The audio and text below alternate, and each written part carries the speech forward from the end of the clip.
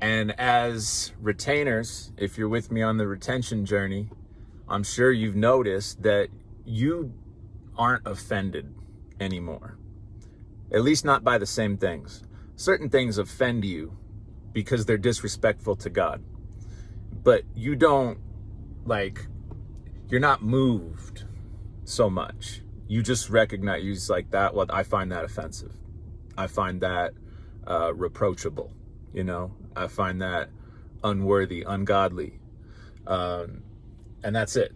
That's as far as it goes. Your blood pressure doesn't go up, your heart rate doesn't increase, your cortisol doesn't spike.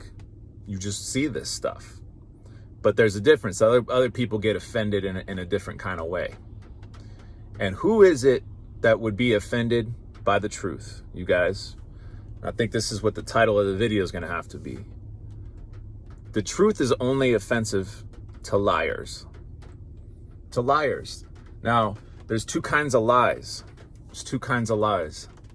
There's the lies that we know we're telling and the lies that we don't know we're telling. Conscious or unconscious. People lie in both of those ways.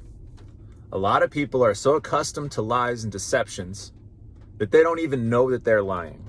It's called a pathological liar. Somebody that lies so much that they don't even know the difference between truth and lies anymore. They're not conscious of it. They just lie. Now, we live in a world that is essentially defined and ruled over by lies. Okay, you guys? The law of man, as it is written, is full of tricks, deceptions, lies.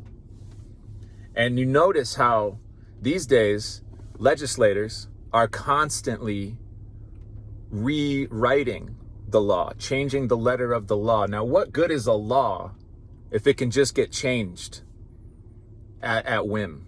How is that actually a law? If something's a law, it's immutable. It can't be changed. God's laws are from the beginning to the end, in the middle, always, eternal, everywhere, all the time, unchangeable. Right? Nature's laws. When I talk about natural law, I'm also talking about God's law, right? You see, nature, an ecosystem, before man and his cleverness interferes with what's there is perfect. It does what it does. It sustains itself. We all know even the people that don't believe in God have come to that awareness, right? We talk about permaculture. If you study environmental science, this is the new big thing. Obviously, the earth knows what it's doing. Obviously, some of the things that man has done has gone against the natural order of things. So it's funny how even in academia, even in environmental science, there are people who reject the reality of God, yet they will accept the reality of natural law and perfection that existed before they ever got there to recognize it in the first place. So what is it we're going to do? We're going to go back to nature, right? So it's funny, in the scientific enterprise, what I see is this attempt to explain the supernatural and the natural without the existence of God, right? All the way to the Big Bang Theory. So it's the part of the reason why this scientific endeavor, and you guys think about how long has this been going on for? How hard have they been trying? How many brilliant physicists have there been, right? How many attempts to explain how this all works? And it's always being revised. A theory comes and then it's debunked. And then a new theory comes and it's debunked, and a new theory and a new theory and a new theory. Now they have this massive hadron collider in Switzerland. They're trying to recreate the conditions of the Big Bang. They're never going to do it. They can't do that. And think about that for a second. Imagine if that was a real thing and they could do that and they did do that. I mean, this is playing with fire is putting it lightly. And so I think it's kind of absurd to think that these people aren't smart enough to understand how dangerous that would be. So they're lying to you when they tell you that's what they're actually up to. Because if that's what they were actually, you think people that smart, if they actually understood what a Big Bang was, it's a theory, by the way. If they actually understood what it was, why in God's name would they be trying to create another one on planet Earth at the risk of destroying everything, including themselves? You see what I'm getting at? These people know better. They're liars. And most people in the world are liars. And like I said in the beginning, lies have become the norm to such an extent that a lot of people don't know they're lying. And so when you step into the path, when you get on the righteous path, when you start being obedient to natural law, to God's law, when you start walking in the Spirit, being a man of God, when you step into that role, right, you are stepping into truth. The ultimate truth is God. The ultimate truth is God. I'm going to say that one more time. The ultimate truth is God. So as a man of God, you are a man of truth. You do not lie anymore. And perhaps being in the flesh, being an imperfect person, you may still have some conditioning from the world. You may still have some deficiencies. There may be certain ways in which you aren't totally honest, that you aren't totally aware of yet. But as soon as you become aware of those things, you will correct them because you're a man of God. And you follow truth, and you embody truth.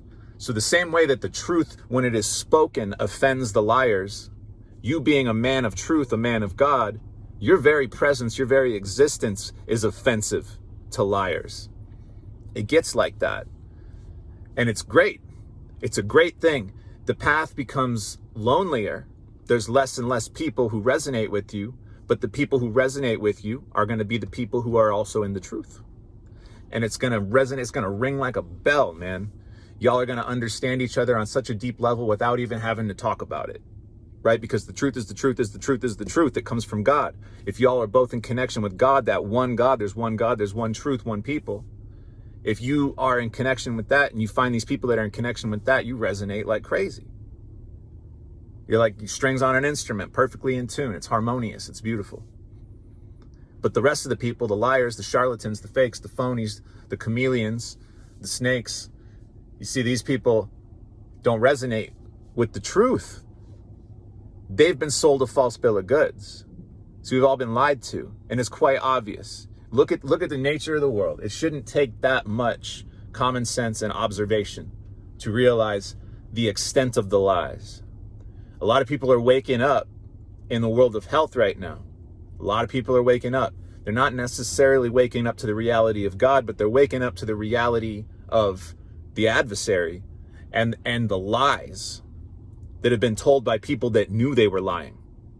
Okay? The food system, the agricultural system, the education system, the legal system. I could go on and on. All of these systems essentially were put in place by liars, conscious liars, the worst kind of liar of all.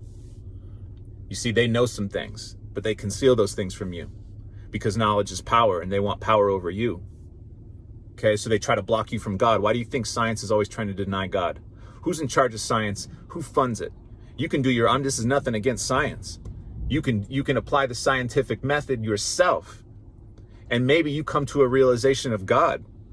I mean, even Einstein believed in God, you guys, because he was somebody who was scrutinizing things, studying things, observing things. And even he came to the conclusion there must be something like God. There must be. How else is any of this possible? He was on to something with that. A lot of his theories, though, have since been sort of revised, or some people have refuted them. Some of them still stand. That's a whole other topic. But you see what I'm getting at, guys? So the world, the way that it operates, if you just look around, if you're in any city, anywhere, especially in America, what's convenient, what's common, what's easy? Well, there's fast food restaurants everywhere. That's easy. Everybody's got a cell phone. That's easy. You know? What's grocery stores everywhere? What's on the shelves at the grocery stores? Things that were produced by massive corporations, full of known toxins to the human body, and they market it to you. They market it to your kids. You think these people don't know what they're doing? You think people that are clever enough to figure out how to synthesize these chemicals and foods and genetically modify things in a laboratory, you think they're not smart enough to know that these things are toxic to your body? They know what they're doing. Come on, give me a break. So fast food restaurants, all this stuff, all these chains, right? They make it so easy. You don't have to get out of your car. They make it cheap because this stuff gets subsidized because it's all run by the top. You know what I'm saying? That's why they make it so easy for you to be fat, lazy, stupid, brainwashed, brain dead, spiritually dead. They advertise pharmaceuticals on the TV. You watch the NFL. What do you get? What are they telling you to do? Drink alcohol, eat fast food, lust after women, lust after material possessions, glorify these human beings for their works. No mention of God. And if some of these people do mention God, they're probably talking about the wrong God. They're talking about the false gods. Not always, but often. And you know it when you see it. You know the real ones when you see it. Because they get outcast. They get gaslit. They get slandered. Think about Kyrie Irving for a second, by the way. Mad respect for Kyrie Irving, man. One of the few athletes at that level that I have total respect and admiration for. Because this is a man of God and it's very clear. And a lot of people don't like him for it. And that's just the way it works, man. Because this guy walks in truth and the liars can't stand that. But they can't deny his talent. They can't deny his hard work, the fruits of his labor. But he gives all the credit to who? The Most High. You see, this is a true man of God. You see, men of God, we can achieve great things as well. We just don't sell our souls to the lower forces to get there. Our souls belong to the Most High God, right? So there are certain things, there's certain limitations that come with that are imposed on us by the world of lies. Because the world of lies doesn't like the truth. It doesn't like God.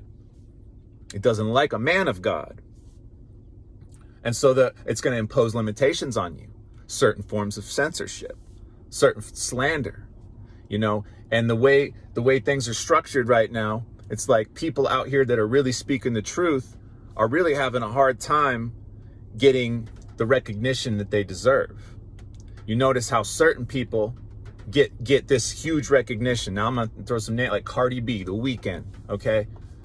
Taylor Swift, people like this, okay?